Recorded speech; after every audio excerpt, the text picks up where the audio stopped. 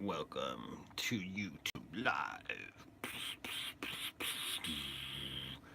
Horns, mega horns, pentagram, devil's head, super mega ultra horns.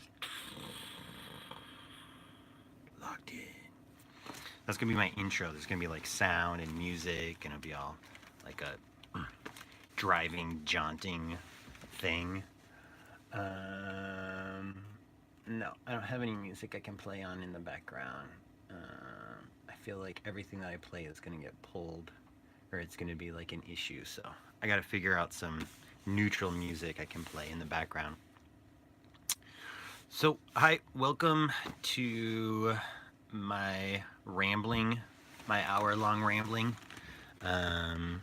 It always seems a little bit hard to do an hour, so I just want to see if I can fill a whole hour of talking about all this stuff. Thank you to everyone on Instagram, Grody Shogun, and Facebook, Luke Rook. Thanks to everybody joining in, coming along, looking at all this rambling stuff, helping me figure stuff out as I go. I'm still kind of learning what all the buttons do, what everything is. I'm a little bit of a little old man in that regard, so thanks everyone for bearing with me. I feel like I'm kind of getting a little bit of the hang of it, sort of, maybe, kind of. There's until some other big things like, and I'm like, oh, that didn't work. So I will be doing a bit more of these. I think the idea is to do these long form talks on YouTube Live, and then find a video editor who can take these long form talks and then boil them down into really concise, visually appealing, real quick, easy to understand tutorials, real bite-sized, just sort of chunks. Nice! David Dick! With my very first comment in a video. Oh, and then it just fades away. It only lasts for like a few seconds, and then chat viewing options, top chat, live chat, all messages are visible. Boom. All right, welcome to live chat. Remember to guard your privacy and your ability to communicate. And then it fades away again. Oh, I think it just comes up as you make a comment, maybe? Oh man, this stuff hurts my brain. I'm feeling it. I gotta start taking way more. I gotta up my my Yamabushi-take. Yamabushi-take seems like a pretty good cognitive mushroom. Oh, interesting. Okay, so it didn't bring up the past message, so it seems maybe if I don't see them in time, I might miss stuff. What could that be? No. What are these? I could do beams. I could do my video in blush. Should I do these YouTubes? Oh, I already did this one. Where's the 8mm one? Oh yeah, bubbles. Bubbles. No, 8mm. Yeah. So I'll just do all of my live talks like this. How's that feel for you guys? Is that jarring? Is that off-putting? I'm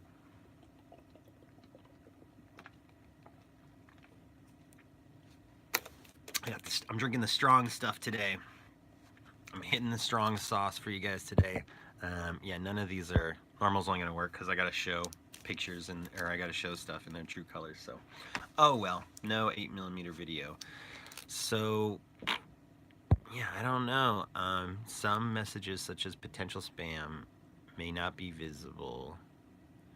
All messages are visible. Hide all chat messages. No. I don't know. If I scroll on it. Oh, okay. Okay, I see. So if I scroll on it, then that works. And then this turns the camera around, but that doesn't do anything. So, but now it's stuck on this down. Okay. Oh my god. I think I figured it out. Okay, yeah. So then if I just touch it, I can just scroll back and go. David Dick, my man, helping me out, walking me through the process. Thank you, my sir. I salute you. Um, Anybody watching this video at any time, check out Planet 3 Toys. Awesome company. Great, great team. There's three of them over there working hard, working diligently. I forgot to get entirely set up. Here is the release that we did with Planet 3 Toys. This is their figure. I always get them backwards. I mixed up. It's Kappa no Kami. Or Kami no Kappa. Kappa no Kami.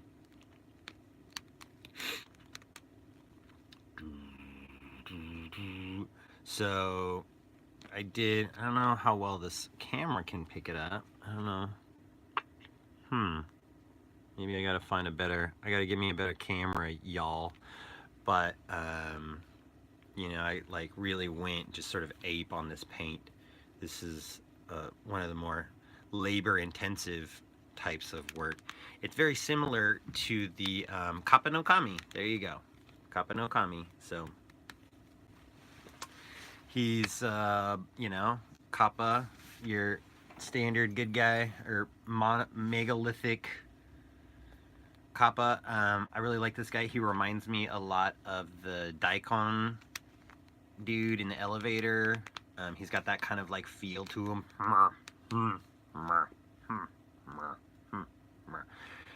There's a lot of really great detail. There's a lot of cool little, you know, things to kind of look at.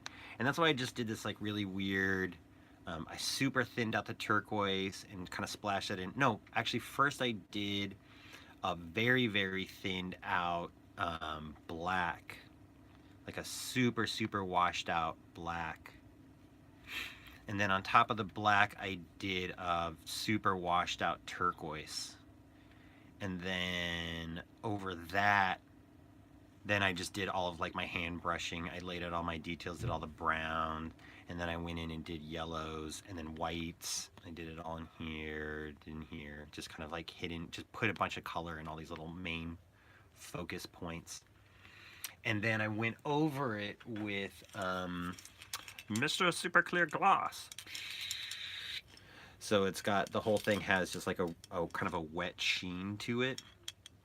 But I really like using a top clear coat, a top layer gloss on top of, anytime I do any of these weird sort of, you know, real kind of messy, noodly paints and stuff, I find that when you hit it with that top layer of clear, you really kind of lock all those layers down into one flat uniform layer. So it doesn't get, it makes it look almost less muddied, and, you know, sort of visually the reflection is coming on top of all of those layers of stuff. So I think it just sort of like blends in a bit more. David says the Daikon Yokai from Spirit Away was my first inspiration. Well, there you go. It came through. So it's cool to see how people will take an idea or take something, some character or some form or some aspect.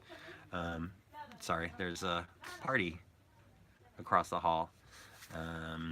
Nice Nepalese party. So we can rock out to those guys with Kappa no Kami. Maybe they left. But yeah, it's cool to see how people will take inspiration, take ideas, take form, you know, sort of take these things and then morph them through into, well, what would it be like if it was a Kappa version of that, or what would this other thing look like? And that's really, I think, kind of like the fun and the jazz of a lot of this toy making. A lot of stuff that we do as sort of indie toy makers is just ask these kind of like weird questions. Well, okay, well, what would that look like? Or what would this be like, you know? And I think that's a lot of the kind of the fun in it, or the reason why people have a, you know, have such a desire, such a burning to see it. They're like, okay, well, let's see what it looks like, you know, as a toy, in its form, as a playable thing, and transfer sort of that idea or that concept through the lens of manufacturing and into like a physical, tangible thing.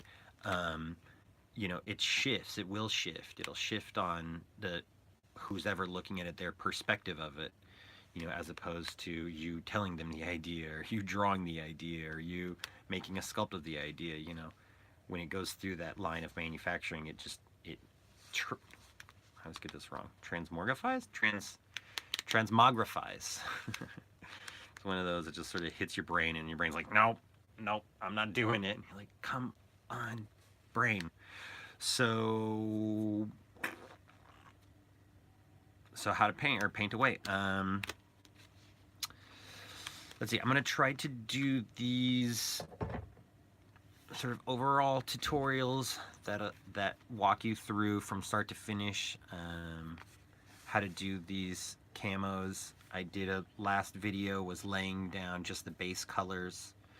What I did next was I then took I don't know how well you can see it, but I took thinner, and I just hit it with thinner, went over the blocks of the color with thinner, and just kind of like blended colors in a bit, or just sort of mushed them around. And it just had this really kind of like washy, watercolory look. It was cool. And then, but I just kind of wanted it to pop out a bit more, so then I did the white on top, then black, did the eyes, did the face, did the dots in the eyes, little mustache. I think all in all, a perfectly fine little creepy dude. Love me. Come here. Come to me, my child. Come here. Come here. What do you say? You want the backhand?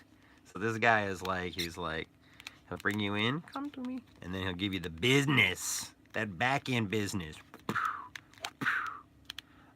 You don't want this back end business. That's how he talks. Both voices. You want the back end business? No. No. No, right?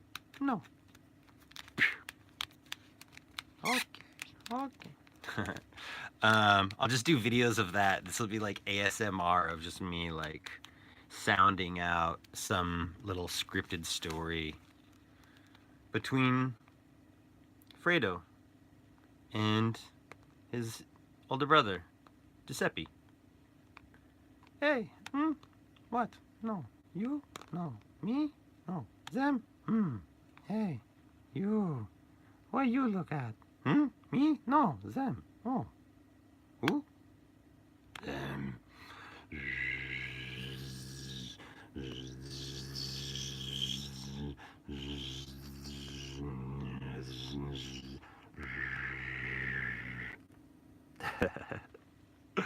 So just do videos of those. The adventures of Fredo and Giuseppe. Yay!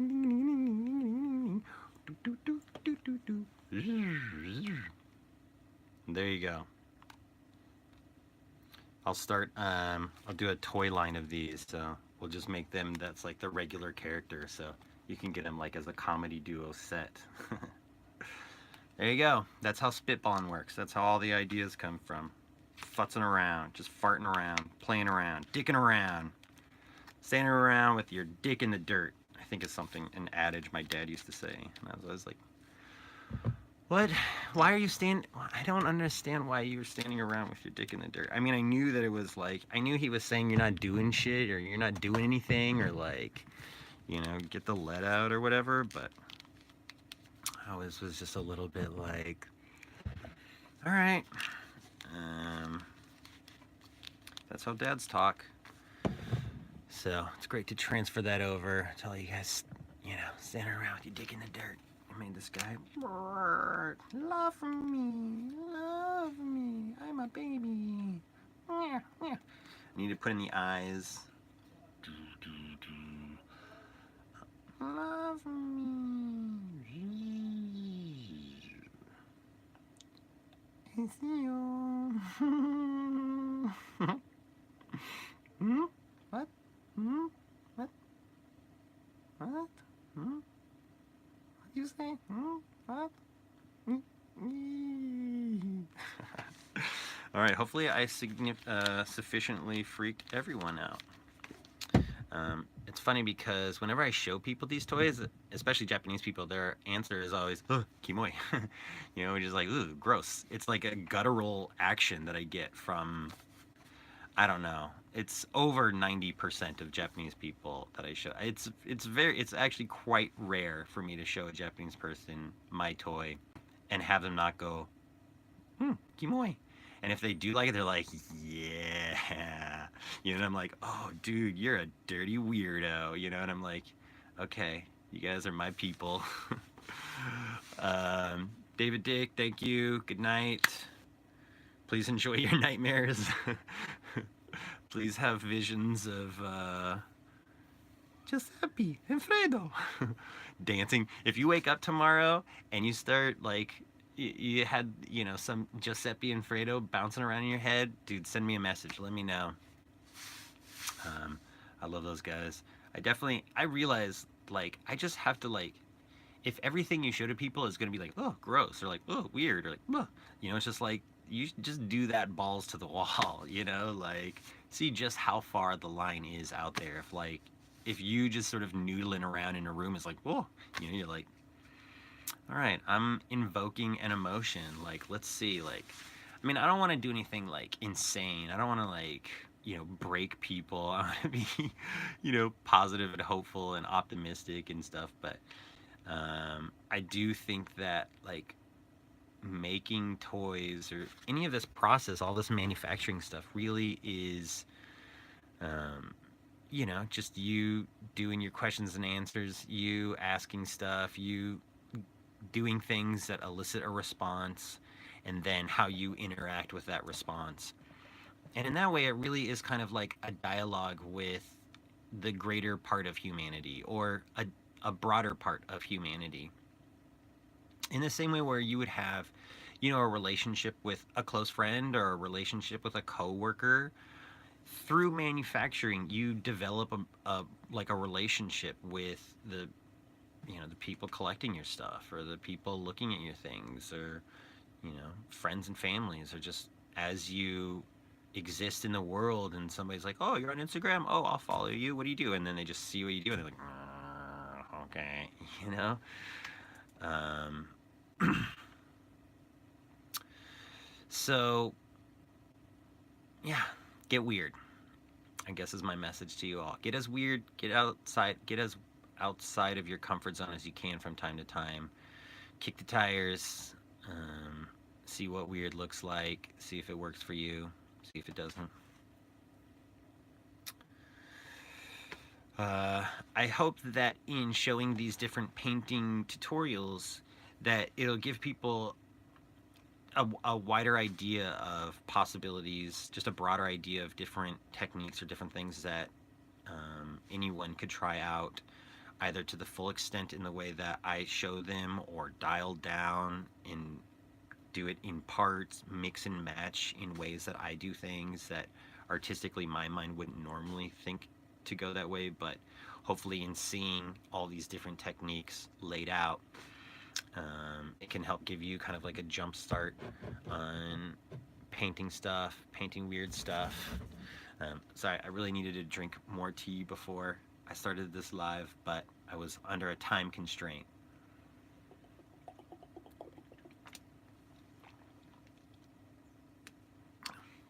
What if we just turn this into ASMR again?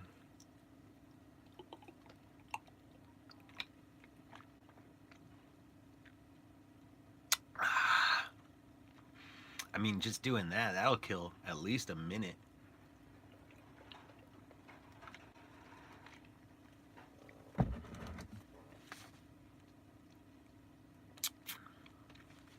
Man, if you guys want to get tore the fuck up, if you want to get woke up, just like caffeine jittery, just like, I've made too many I made too many poor decisions in life at like 6 a.m. Poke down one of these things. It's like a non-sugar jolt. Just tastes like I don't know. I like it. It tastes like, you know, boiled down bark. They just like stripped a tree, just stripped down one of the jitteriest trees and boiled it down. I believe it's oolong. Yeah, it says oolong. What? Puadu. Pure green tea and oolong. Boom. This shit will get you spinning, bro.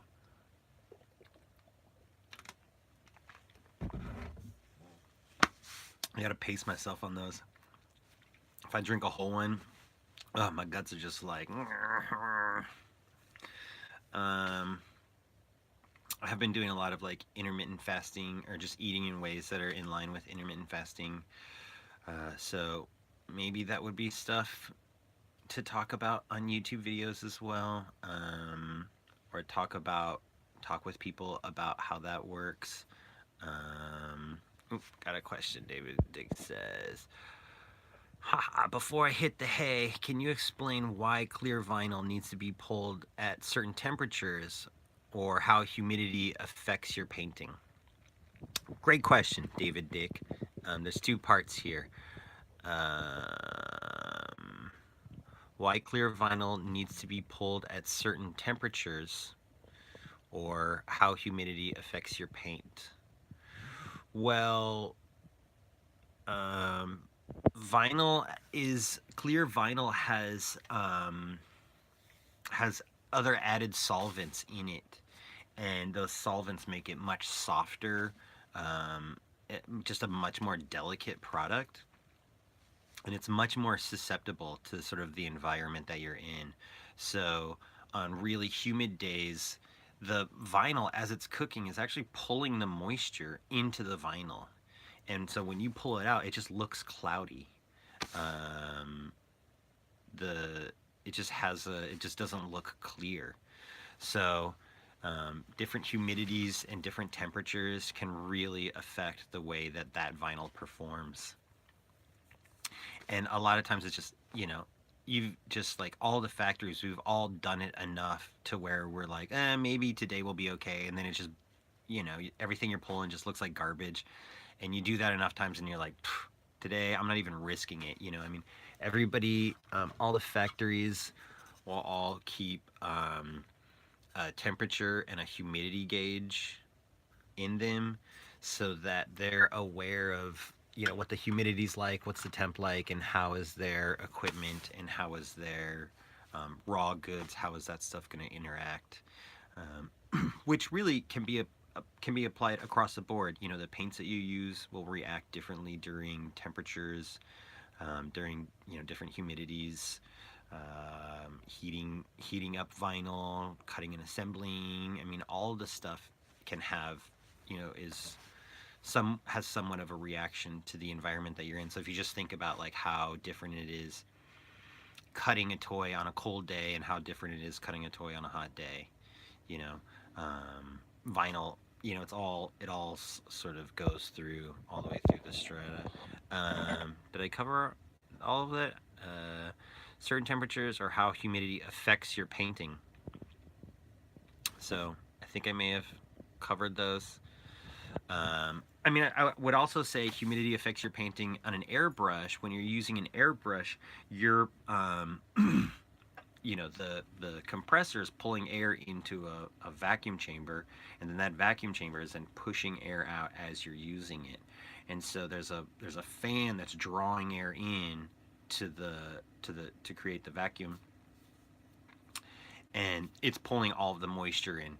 And if you're not, your tank should have a nozzle on the bottom that you can unscrew it, and you can let all of the moisture and rust and all the other gunk just sort of fall out, and then tighten it back up, clean your line out. You should be running a water trap on your line. I will definitely take this tutorial and remind myself to do a tutorial on setting up, on airbrush setup, on hose setup, water trap setup, ventilation setup, and just run through that whole line to explain, what's a good setup or what's a way to be painting. But in any rate, really super humid days, it's going to be so hard to keep the air around your vacuum, around your tank compressor. There we go. Around your air compressor, to keep the air around your air compressor humidity free. I think if it was in a space that had a dehumidifier, I think that that would actually have a pretty significant effect.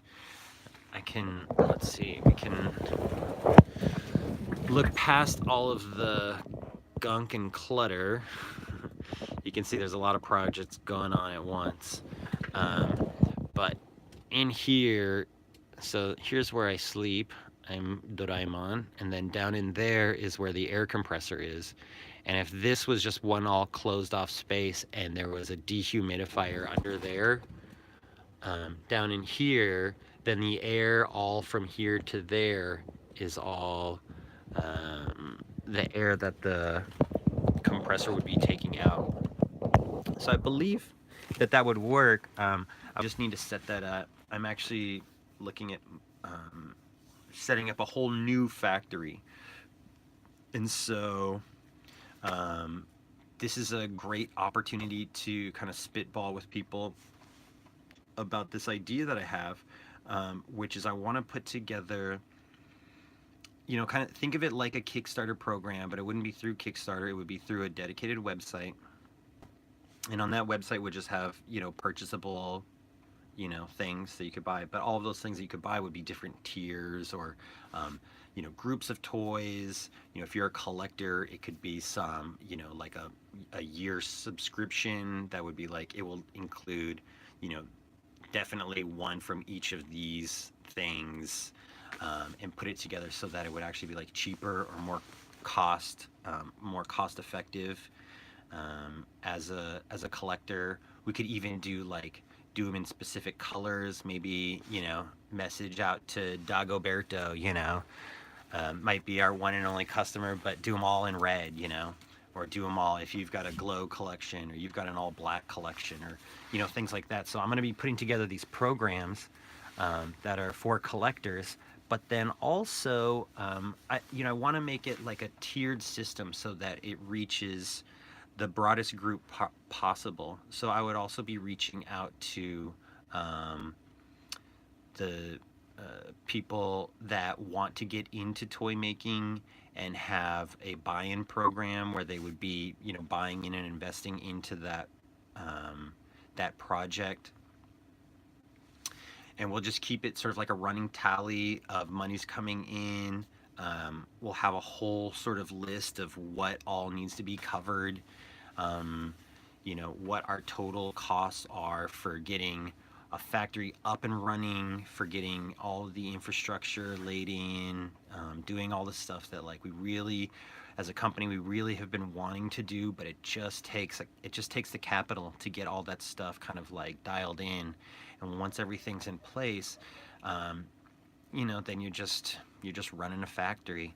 I think that would really help us just all greatly. It would take a lot of pressure and burden off of some of the slumping factories. It would take a lot of pressure and burden for the guys that are just putting out a bunch of stuff, but they're just backlogged as well. There's definitely a backlog and a bottlenecking here in Japan, and it'll vary from company to company. It'll vary from season to season.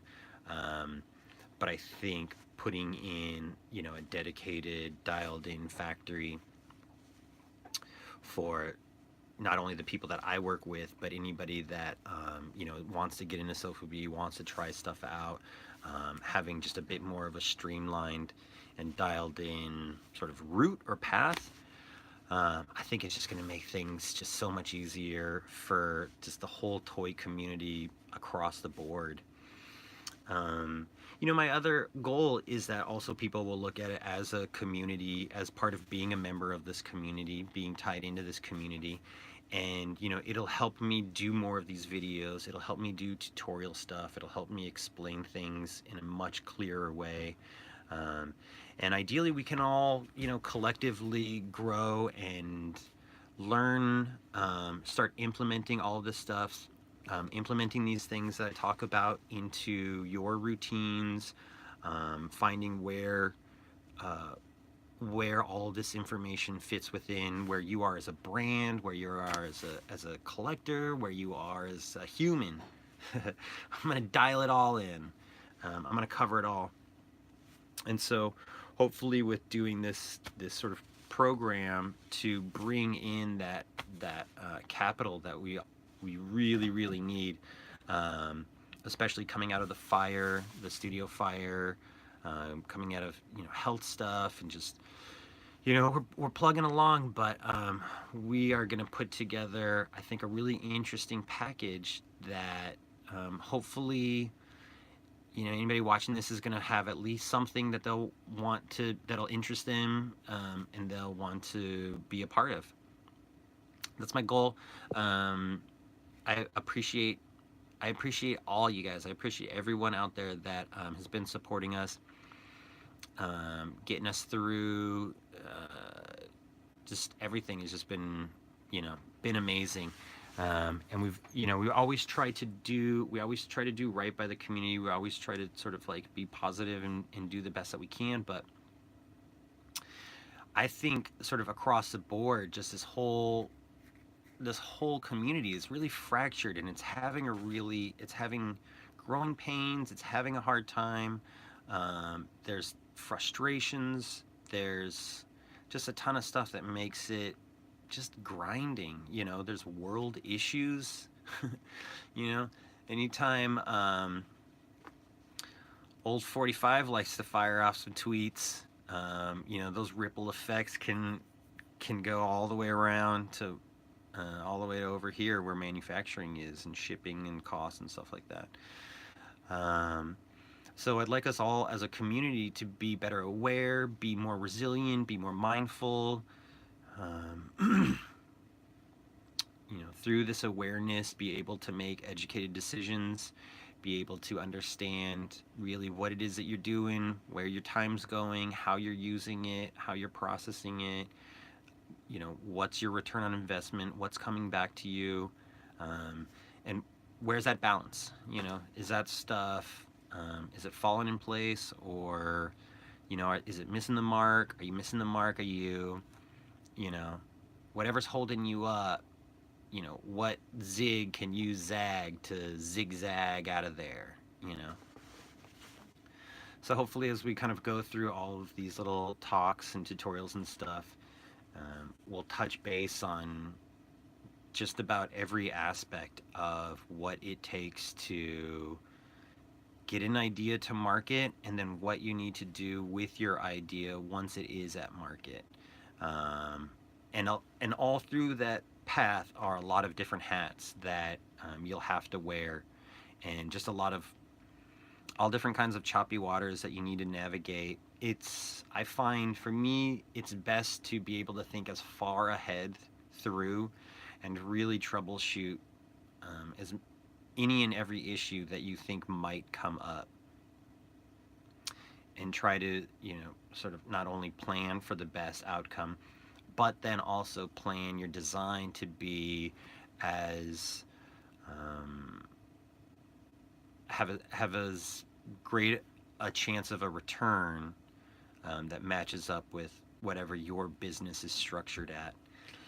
I'd love to get into the different ways of structuring business, or the different types of models that toy companies are.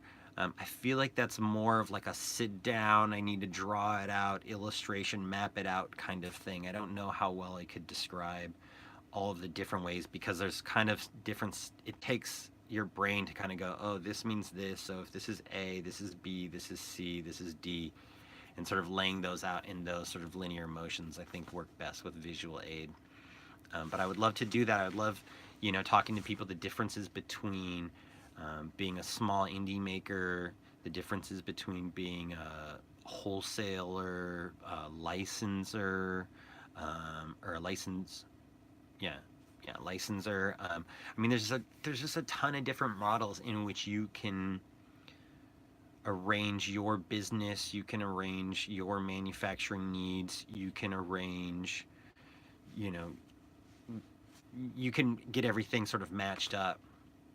I think that really is the big trick in being successful, and I guess that's probably true for any aspect, or any whatever sort of job it is that you do, is that as long as everything matches up evenly,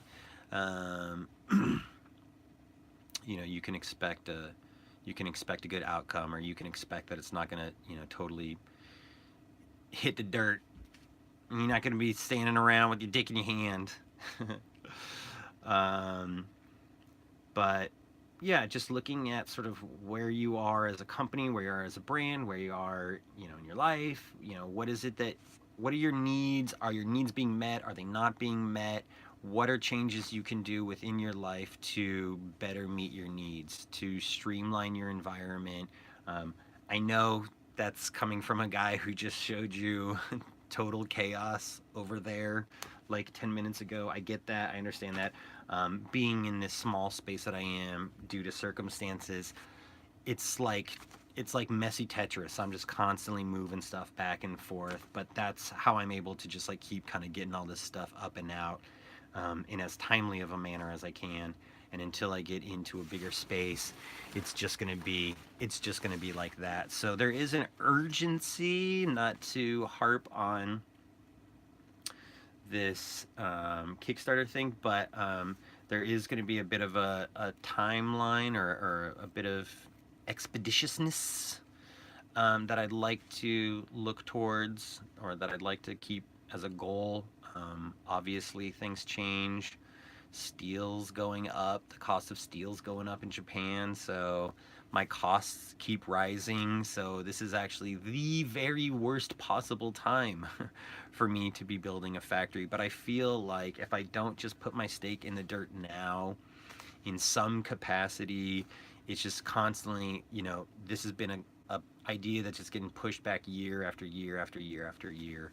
Um, and you always want to make the best educated guess.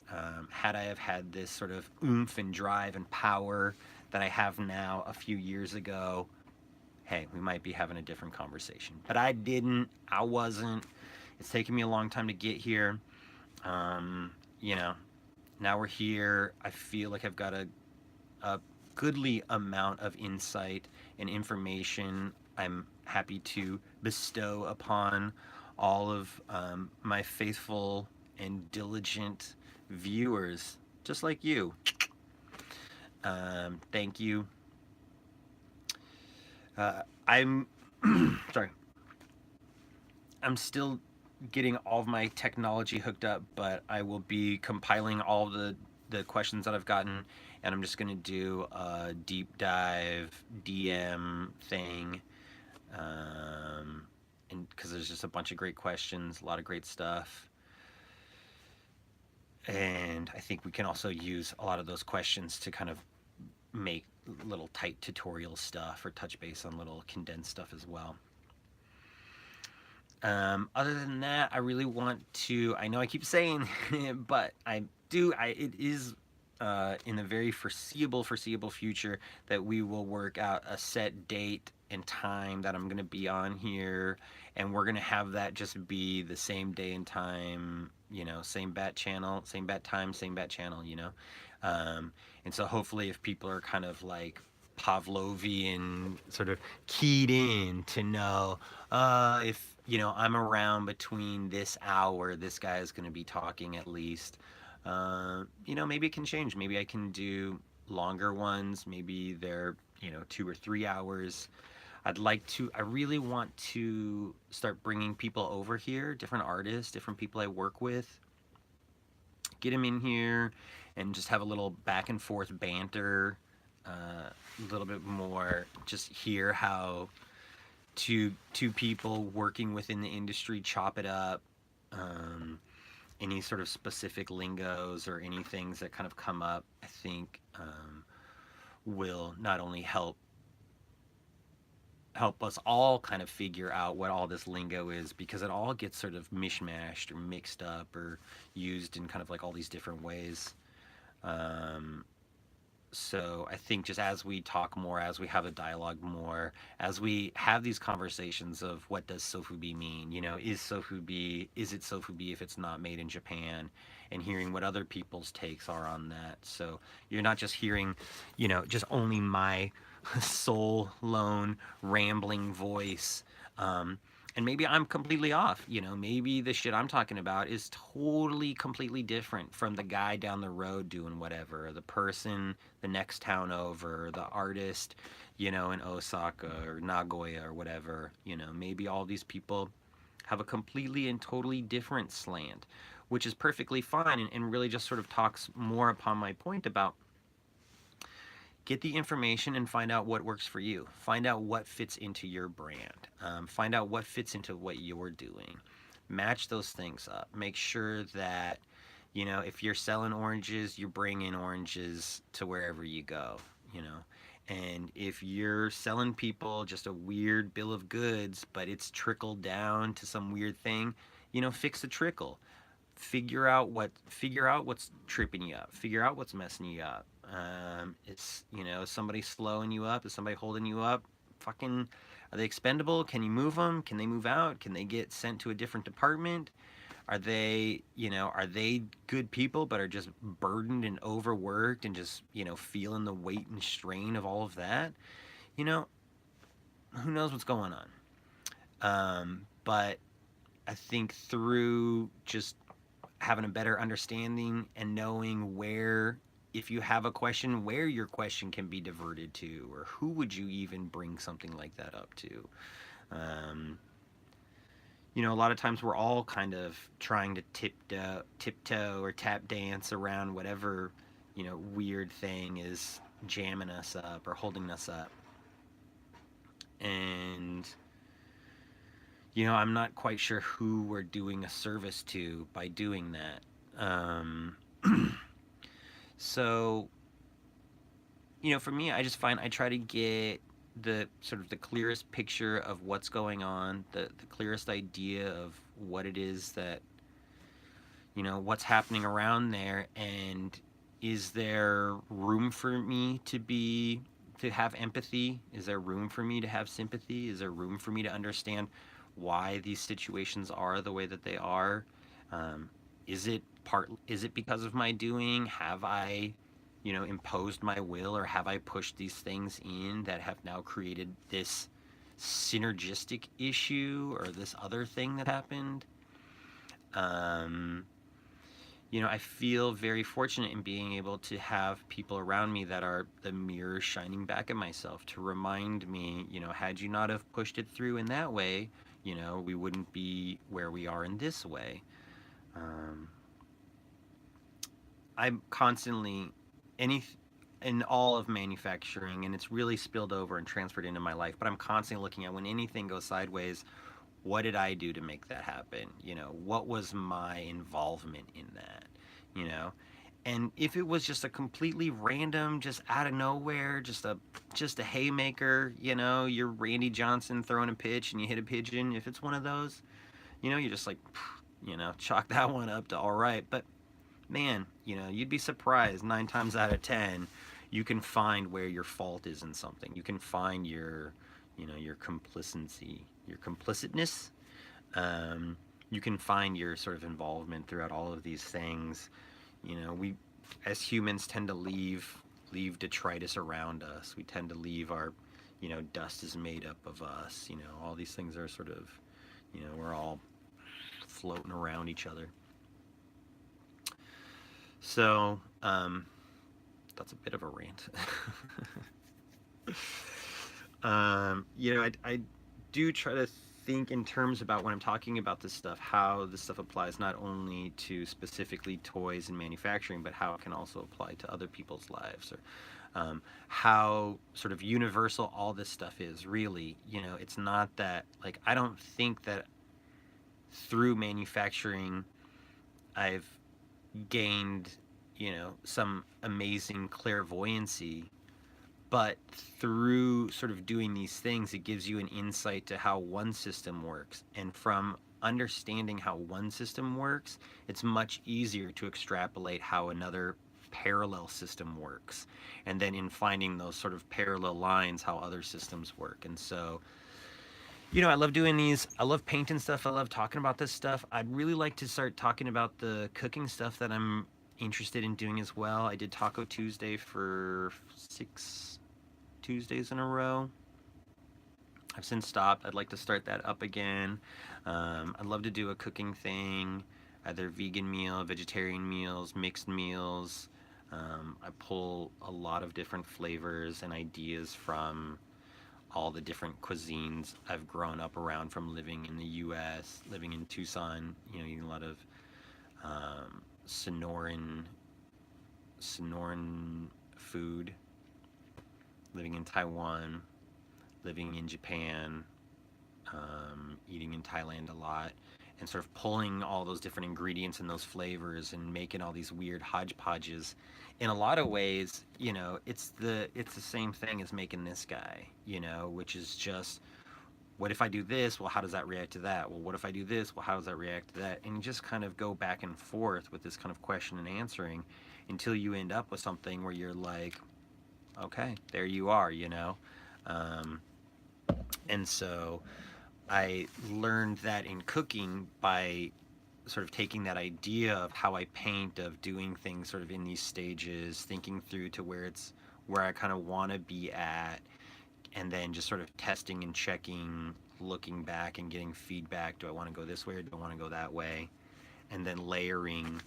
And really, I think most artists, anybody who works in any of the fields, would say that, you know, layering is probably one of the more useful tools in whatever medium you're working in, because it gives the viewer those added layers. It gives the viewer, well, obviously, layering gives viewers added layers. Like, it gives, there's, you know, there's complexity, there's different things popping out, there's different things for their senses to absorb, and you know, it's not so one note, just this kind of droning thing, which I think we are just sort of geared to kind of look away from, or just like, okay, whatever. It's just a droning, you know, droning thing.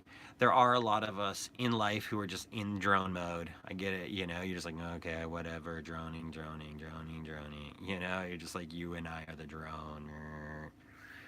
And if that's where you're at and that's where your joys are, you know, peace be unto you. But if you're a person who's interested in the arts, if you are a maker of the arts, I find that looking at incorporating, or looking at all these different layers, looking at all these sort of different things, is there subtext? Is there relationship? Is there comparisons? Is there, you know, how does this relate to other things comparable to it? And now, you know, that really is what art is, because it's a dialogue, right? You know, just it's a, not only is the artist asking and answering questions, now they pass the ball on to the viewer, the not even the viewer, the what, the intaker. I don't know, you know, because there's so many different ways in which you can absorb art. The reader, the toucher, the smeller, the taster, the hearer, the, you know, the mommy. Um, but as you sort of take in these different elements, it gives the person experience it just a richer view, or a clearer view into what your questions and answers are. And they're not always going to meet up. They don't have to. That's really not the point. We don't, oftentimes, when you just regularly talk to a person in their language that you're speaking in your, you know, like matching language, stuff gets misinterpreted all the time. So to expect people to get, you know, every single person to understand your language through your lens is unrealistic. It's like saying you can speak to every single person wherever you go in the world. Some stuff, even if you know that language, is not gonna, it just doesn't, it's not gonna convey, you're not gonna convey it clear enough for whatever reason. So yeah, so I think, there you go, the arts. Bing. It's all because knowledge is power. Little arrow shoots across. Oh, you. Let's see. What else?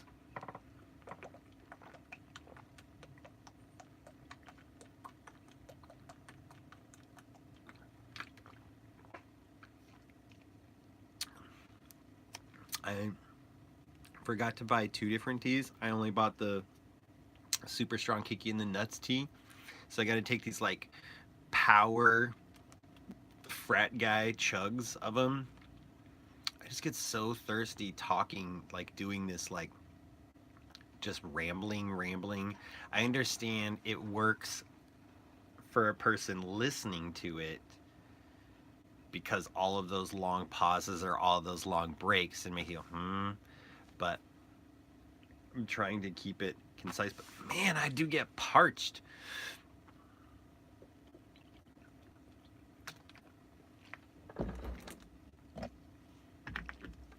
Ooh, doggy. Okay. Well, good. We're at our running down. We got our last 15 minutes. That was 45 of a jaunty ramble. I tried to cover a bunch of stuff just because there's so many different things to touch base on, and each one of those things really is sort of its own hour-long rant. Other than that, there's going to be a sculpting contest. We're going to be looking for illustrators to illustrate the sketch, the idea. It is for He-Moon.1 Kun, which is the official title, but I think it'll either be He-Moon Kun. I think we'll just call it He-Moon Kun. I posted a picture of it on Instagram. I think it must have transferred. Yeah, it transferred over to Facebook as well. So Instagram, Grody Shogun, Facebook, Luke Ruck. Check out the picture of He-Moon Kun. I've actually updated a lot of designs and geek out stuff. I'll post another picture of that on Instagram tonight. Sorry, I'm itching my face now. I think that I might actually be somewhat allergic to tea. I don't know. I do drink a lot of it. So I'll post the updated picture, which is right here, actually. I'll give you guys the first look. I'll do it like a quick little... So here's the more updated version. This is what we're going to be doing the contest on He-Moon Kun. I'm working on doing a rough sculpt tutorial right now, so that can help translate to whoever is doing the sculpt. We'll trim that down to a quick little tutorial of the kind of like mock-up in teaching people how to do sculpting using this technique that I use, which is very loose. I'm not going to spend all the time that I would to then go back over it and sand it or do any other finishing stuff, since it is just going to be a roughed out sketch, to really translate all the different little geek out bells and whistles that are going to be in this figure.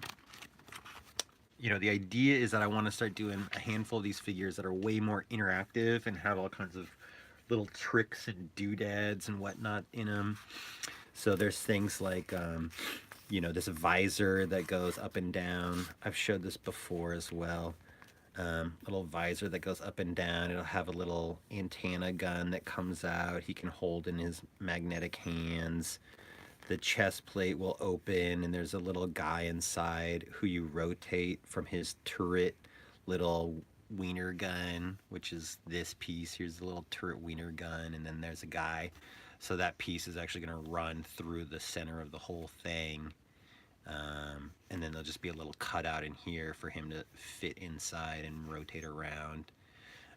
Little cars and stuff.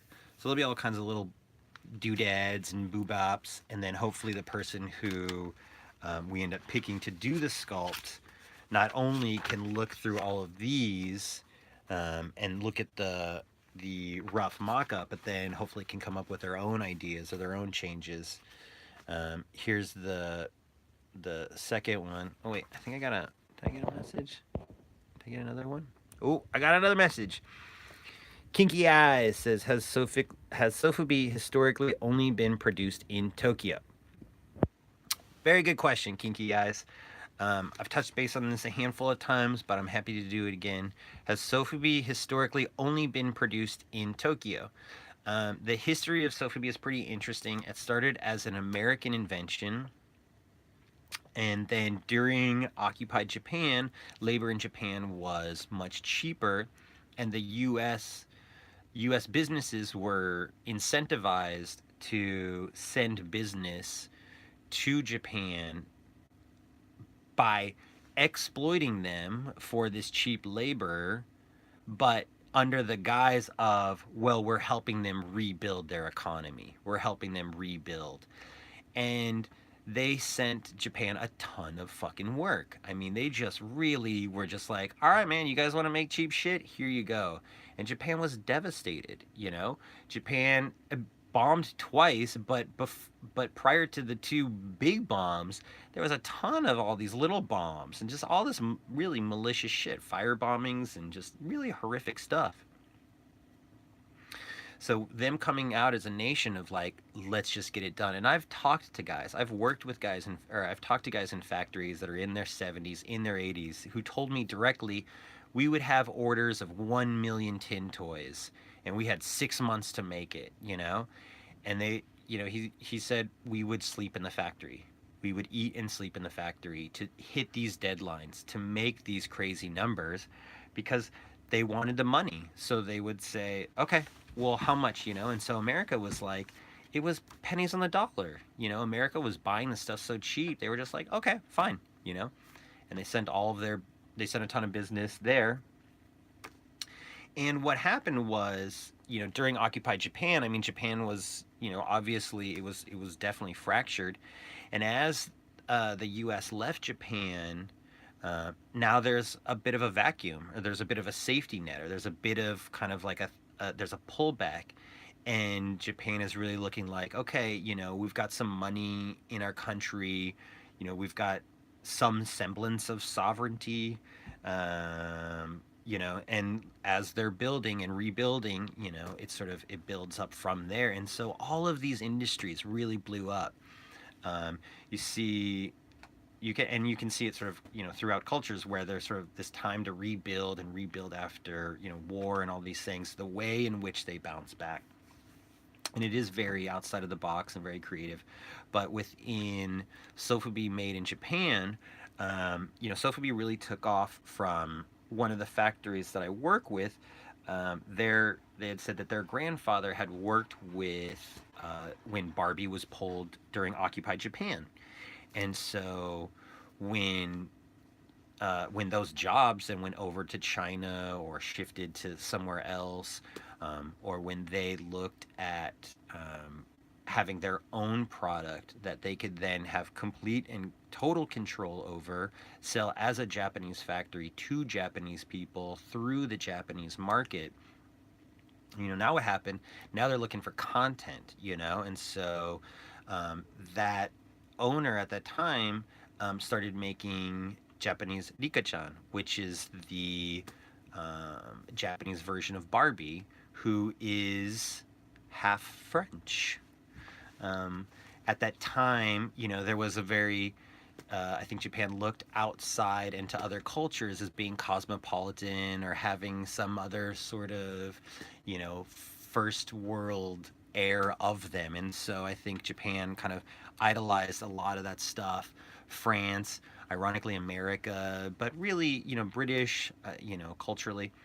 And so, you know, Rika-chan came up in the same way that Barbie did, as a way of, you know, just a cute thing for girls, but then also as kind of like having, speaking upon other cultural identity. I think there's definitely something to be said as a Japanese nation to have your own.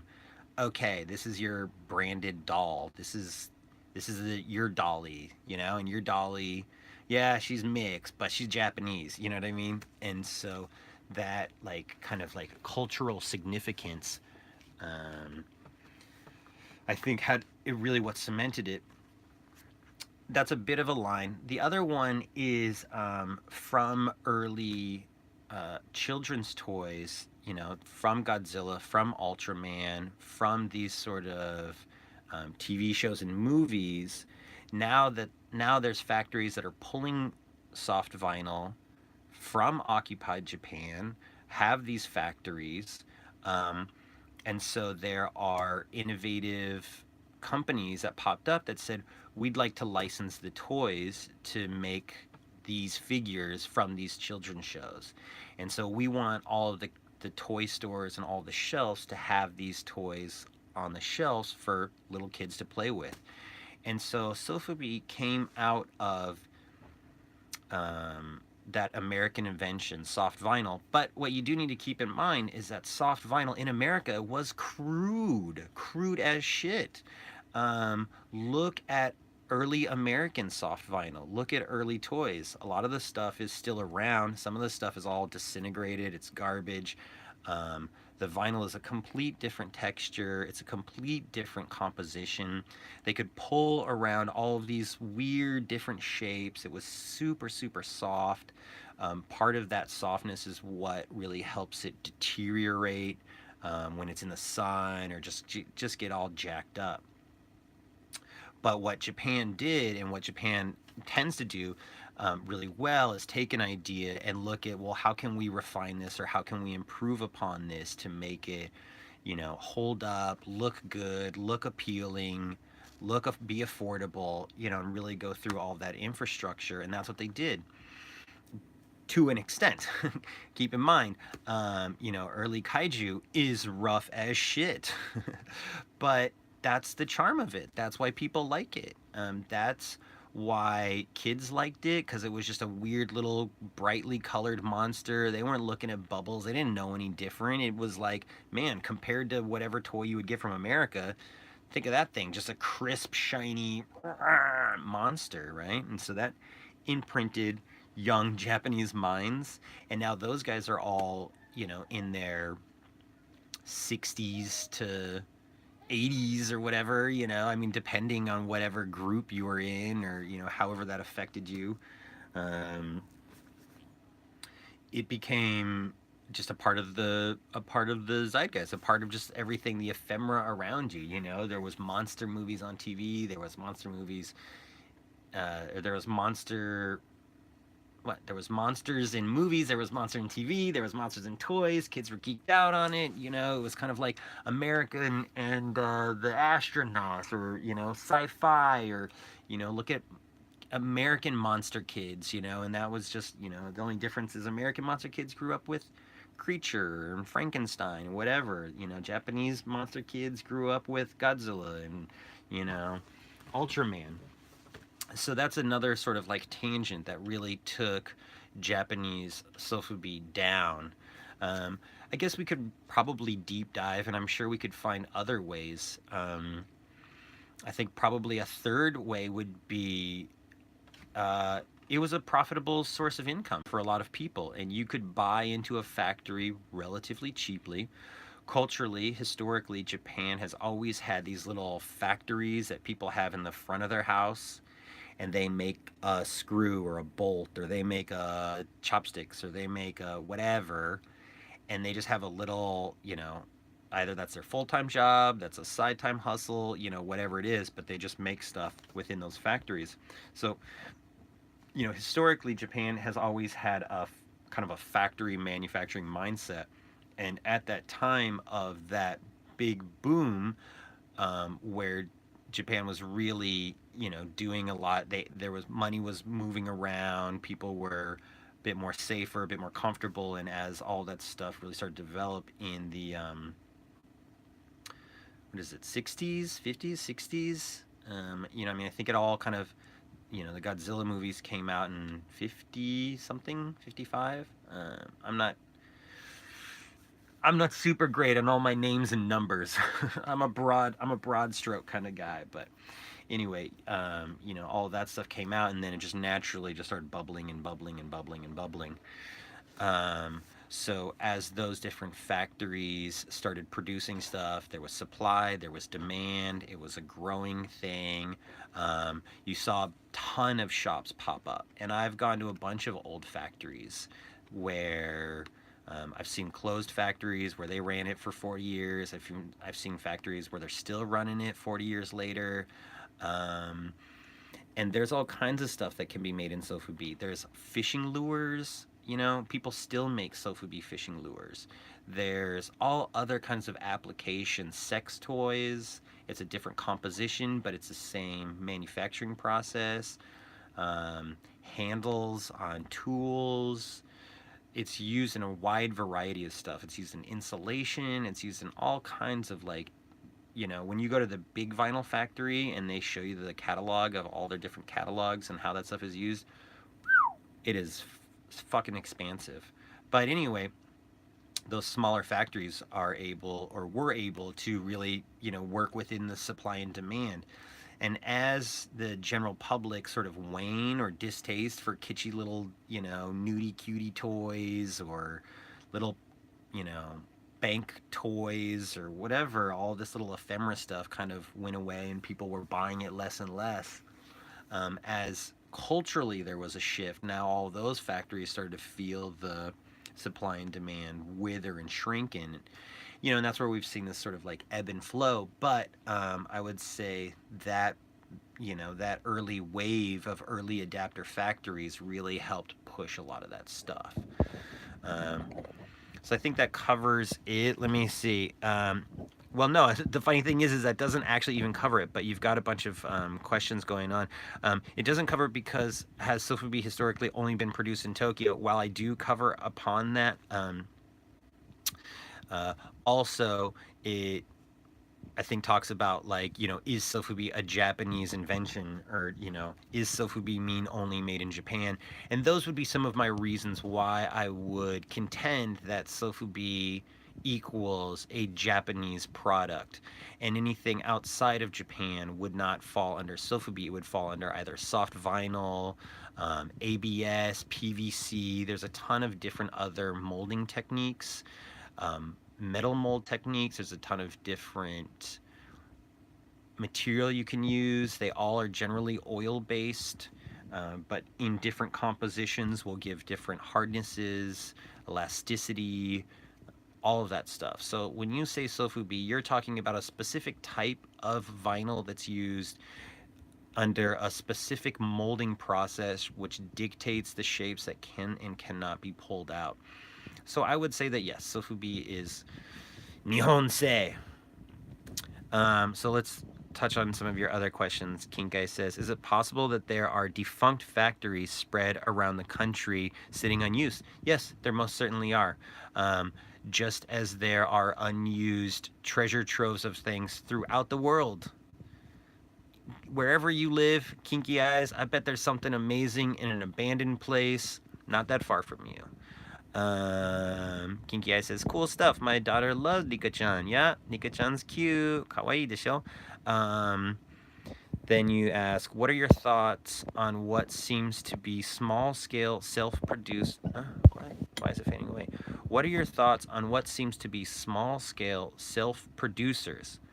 Like Unplug Works out of Nagoya. Do you think more people / groups will try to start up micro factories going forward? I totally do. 100%. As people are finding frustrations, log jams, any roadblocks within their line of production, their line of manufacturing, they're going to find workarounds. It's just how we work as humanity. I think a lot of people, within my generation, 40 and under, for the most part, there's a few guys that are in their 50s, there's a few guys in their 60s, but, this kind of new wave of new jacks going through, that are finding whatever roadblock is in front of you. What's it going to take to get over that, to work past that, to work around that? And a lot of times the answer is going to come down to doing it your damn self. And so it just takes kind of a bit of a can-do attitude. It takes a bit of foresight. It takes a bit of understanding. It takes a bit of a leap of faith. It takes a lot of sort of a confluence of all different kinds of things to make a perfect storm. But I think what we're seeing more and more is there's a lot of artists that have a great deal of drive and, want to find one way or another, how to get it done. So I think we will see more people doing that to varying degrees. I am I'm interested in seeing people getting all the way up to the highest level degree of, of doing their own factories to do their own in-house art stuff, because it really is two separate jobs, and there's so many different working parts. So it eats up, as an artist, it eats up a lot of time. If it's something that works for you within, if it's within your wheelhouse, and it's something you can't get the kind of access that you want, and it makes more sense for you to set up your own fucking factory, um, it's not rocket science. All of the stuff can be figured out. You can either figure it out through just Google and research, and looking through all the stuff. I think at some point I would like to do tutorials about how to set up a factory, how to order from a factory. I'm nowhere near there. That's so many working parts to figure out how to do that. But it is a good lofty goal to get at. And if through all this stuff we could get people starting their own factories, working within their own communities and building stuff up within their communities. Um, if there was a fucking worldwide resurgence of all of this stuff, collectively we would see our sales go up because we would improve upon what is our market base. It's pretty standard economics. Now there's a point where it's just flooded and people are just swimming in a sea of ephemera. So you don't want to reach that point. But I think that does touch upon what we're talking about, which is if there was these little small mom and pop factories scattered throughout the world that were able to make small run stuff, that were able to make these different things and really help people build their own businesses, build their own economies. Um, Look, man, if the world goes tits up and money doesn't mean anything, but you're still able to get your raw goods and you're able to give that guy his stuff that he's able to do for that, man, you just built a whole barter economy throughout the world. And wouldn't that be lovely? So, let's all pray. I think I'm missing a message. More sex toys and banks. There you go. In summary, more sex toys and banks. Kink Eye says, "Will we be getting a tour of the copper plating?" Unfortunately, no, because I don't own the copper plating factory. I don't run the copper plating factory. I subcontract out to 3 different copper plating factories, and it would be up to them if they wanted to do a live feed or a video in their places. I might be able to do a quick little video tutorial. I'm certain they would not want a live feed. Um, and I'm certain they would not want me to make a video that was just a step by step of like how their factory works. Although I could have that conversation and see if there are any factories out there that want to have that conversation. Um, I find in Japan it is a bit difficult to find the guy who's going to be, or the person who's going to be the first, like, hey, we've never done this. There's no video like this online. Do you want to be the very first? And a lot of times people hear the first and they're a little bit like, do I? So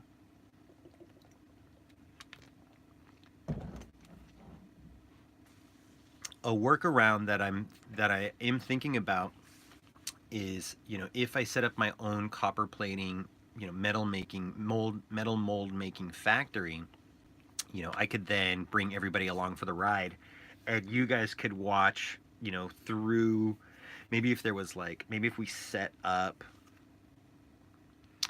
like a different tier. So it's like, look, if you want to watch this stuff, this is really super behind the scenes stuff. This is really like school stuff. So maybe if there's a fee that people are paying to learn as I'm learning and helping support driving all of that kind of like education through, I think it will save people money in the long run. And I think it will also help kind of like weed out people that you know, maybe they care, maybe they don't care, maybe they fart around and end up hurting themselves. I really don't want people to get hurt.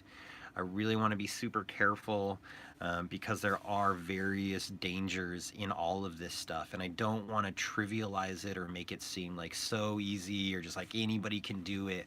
Um, it does take a bit of like clear-headedness and mindfulness and thoughtfulness and preparation. There is an investment, there is a buy-in to any of this stuff.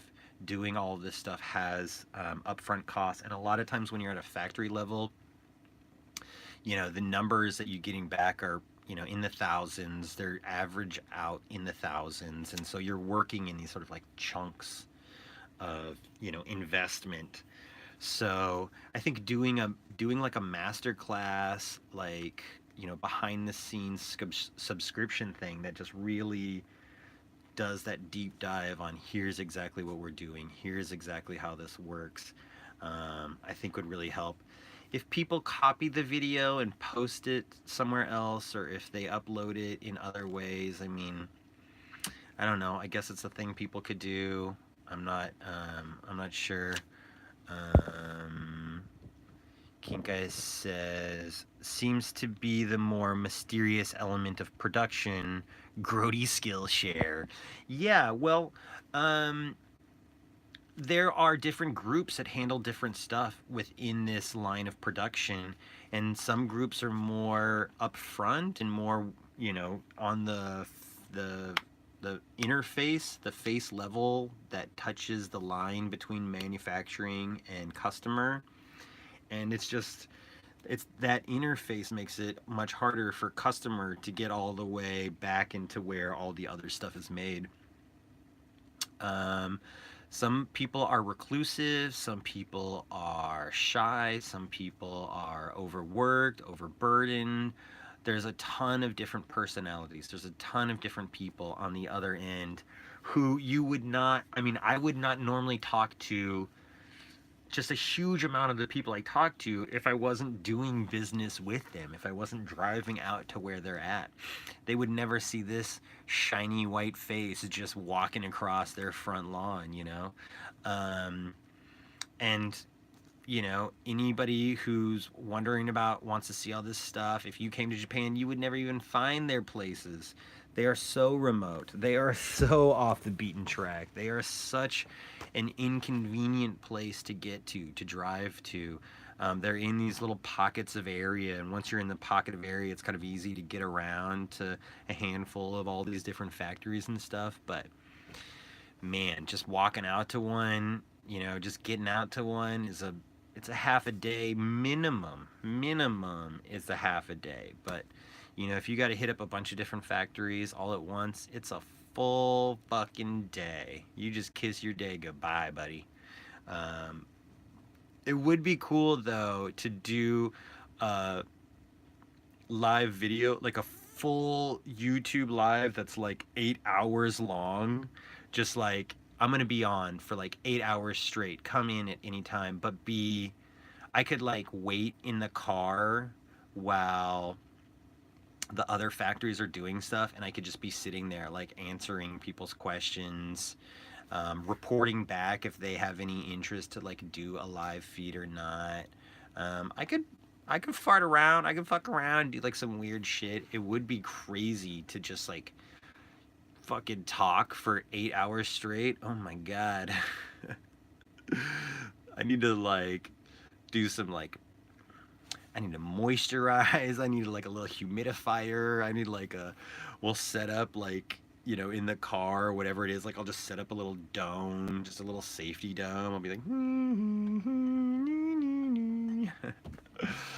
um,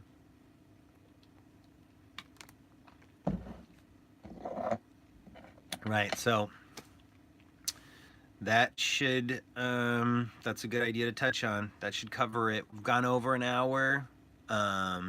Yeah, juiced up on herbal tea. Dude, I'll just have like I'll have like just 12 of these just like strapped to me at all times. And just as I drink one, move it down to like the pee leg, you know, and it'll just funnel through me. I'll just pee it back into them, close those off, get new ones, fill those with pee, close that off, and just like unbreakable. It'll be like, you know, flying the English Channel, just like set up. So it's just like complete and total access, unstopped. Um, Thanks so much for all you do for all of us. Thank you, Kinky Eyes. And thank you, everyone. Thank you for reminding me. Thank you, everyone, for joining, for subscribing. Thank you guys for watching this stuff. Thank you guys for listening to all this rambling. Thank you, everyone, for the really great DMs, all the insight, all that great stuff. It's super, super, super appreciated. I'm going to be doing a YouTube live video, a deep dive on all the DMs, addressing all the stuff, and we'll try to get this, you know, try to get these a bit more, get these going, same bat time, same bat channel, and I think as you guys see these, as you guys hear these or listen to these, maybe you'll want to come over during a time you know I'm going to be on and ask your question. You know, it'll be like Loveline or whatever. You know, you'll just know if you're going to listen to live radio, it's going to be at that time. And if you got any questions, get them in. I really appreciate it. Thanks, everyone. If you want, you can follow on Instagram, Grody Shogun. That's the main place where if I do any other videos, I'll post up on there. You can follow Lulubelle Toys for all the toy stuff that's coming up and out. You can join the newsletter.